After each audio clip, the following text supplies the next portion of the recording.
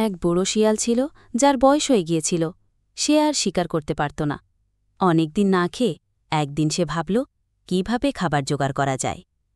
তখনই তার মাথায় এক বুদ্ধি এল। সে দড়ি আর ঘাস দিয়ে একটি ফাঁদ বানাল এবং তা একটি মাঠে বসিয়ে রাখল, যেখানে পশুরা ঘাস খেতে আসত। কিছুক্ষণ পর এক বোকা ছাগল সেই মাঠে ঘাস খেতে এল। সে ফাঁদটা বুঝতে না পেরে সরাসরি সেখানে ঢুকে পড়ল।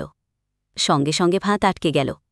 ছাগলটি চিৎকার করতে লাগল, বাঁচাও, কেউ আছো? কিন্তু কেউ এলো না। একটা ছোট ইঁদুরও দূর থেকে সব দেখছিল।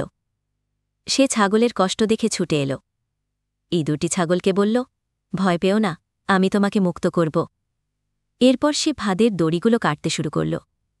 কিছুক্ষণ পর ফাঁদ ছিঁড়ে গেল আর ছাগল মুক্ত হয়ে গেল। ছাগল খুব খুশি হল।